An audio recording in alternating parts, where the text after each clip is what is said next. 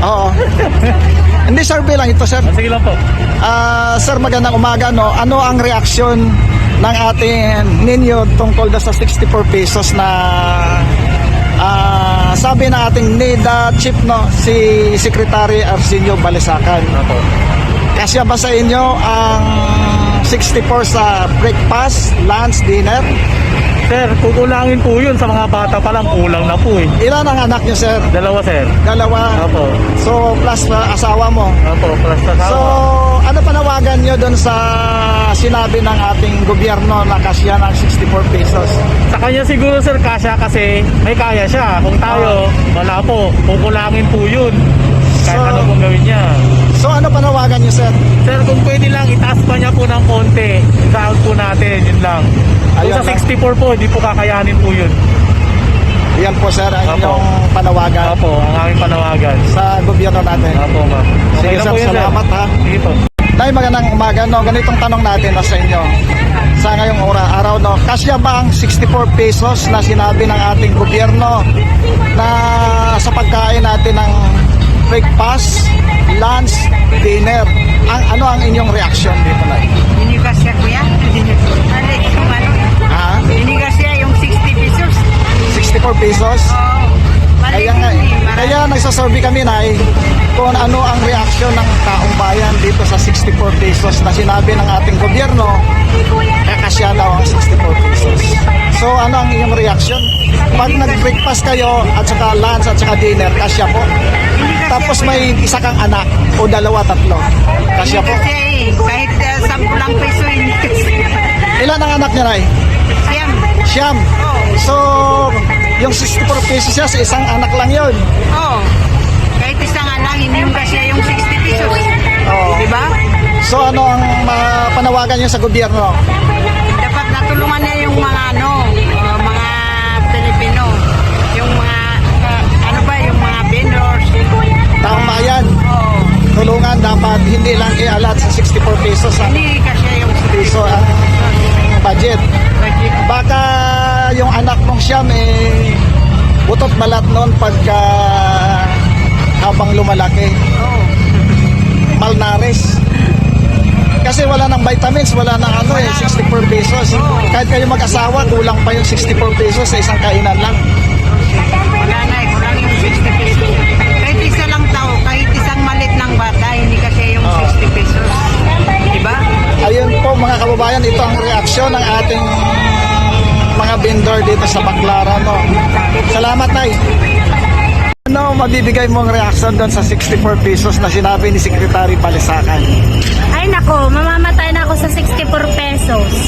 Bakit, ma'am? Sa tabak nito, mapapakain mo ako ng 64 pesos. Breakfast, lunch, dinner.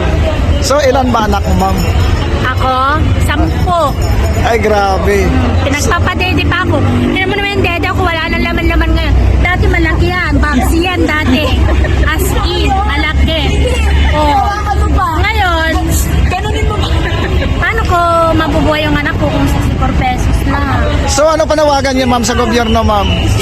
Sana yung statistics, sabihin nila yung totoo. Yung tamang datos? Oo, yung tamang datos. Kasi alam naman natin na pag tama yung datos, doon nila ibabase kung ilan yung mga tulad ng mga pasahod, mga ganyan. Para sa ganun naman, akma naman yung maibigay sa mga taong bayan na nangangailangan. Kasi, for example, sumahod ka lang ng 230, 250 a day. Oh, Bagsak pa pamasahe yun, ko. ma'am. Bagsak Pamasahe pa. kong magtrabaho. Magkano mula rito hanggang, for example, nakatira ako ng Tondo. Oh, ilan yung pamasahe ko, back and forth.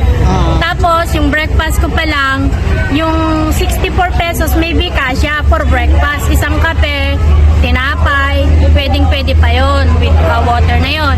Pero sa lunchtime, siyempre pag nagtrabaho na ako, siyempre nag-drain na yung energy ko. Kailangan ko na ngayon ng kumain. Oo, mamayang gabi na ako magpagatas eh. So lunch muna para itipid natin yung 64 pesos. Hindi pa rin kasya yung 64 pesos sa lunch. Ngayon dinner, siyempre pagod na ako maghapon ulit. Di ba nakakain ako ng lunch? Dinner, magdi-dinner na ako ngayon. Siyempre nagtrabaho ko ng half day ng from 1 to 5, uwi na ako ng bahay. Kailangan ko na naman kumain. Siyempre, may workshop din ako sa gabi. Dagdag pa yun sa pagkain. Hindi kasya yun. Kasi lang po yun, sir. Kasi Kulang pa. papagata sa anak, tapos pagkain. Hindi kasya po yun sa akin. Yan ang reaction mo, ma'am, sa pahayag. yun ang niyo. reaction. Salamat, ma'am. Hindi po. Ang pahayag ng ating sekretary ng NEDA ay 64 pesos kasya na sa isang araw. Pagkain.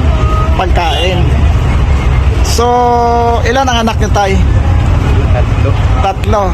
Kung tatlo ang anak mo, tapos dalawa kayong mag-asawa, kasya ba ang 64 pesos sir, sa breakfast, lunch at saka dinner? Hindi po, almusal pa lang, kulang pa nga yun. So, ano masasabi niyo sir, ang reaksyon niyo dito sa pahayag ng ating gobyerno?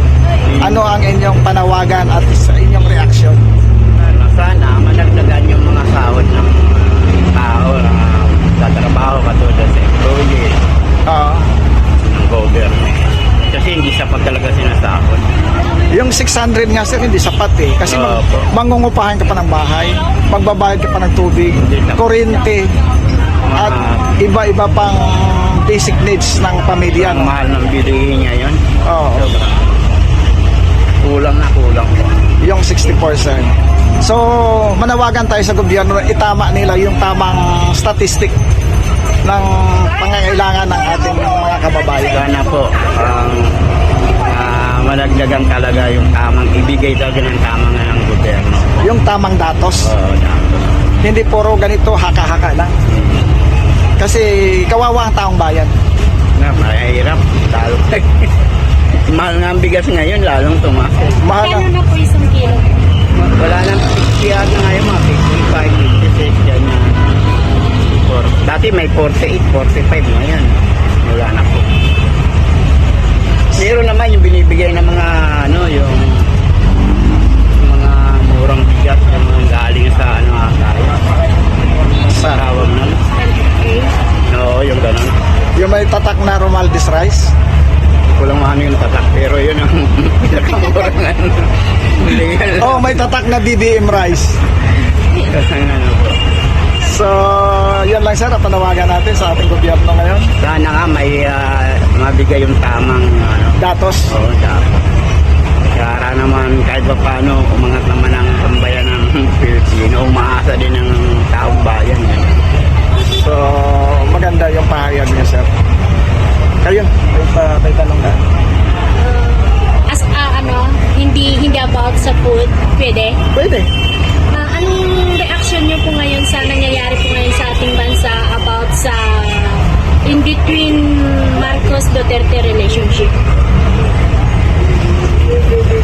Ano kasi sa hindi ko wala na kasi kami TV, pero lagi yung parang nagbabangayan lagi sila sa dati di ba magkakampi sila, ngayon babangayan lagi sila. Hindi ko lang kung anong point talaga nila Dahil sa politika sir. sa politika siguro. Aware po ba kayo dun sa sir, yung di ba may video na lumabas, nag-trending yon worldwide na ang ating presidente ng Pilipinas ay is using powder substance, yung sinasabi nila na cocaine, kaya nauso yung mga kumbaga naging biru-biruan sa social media, yung coke, mga ganyan.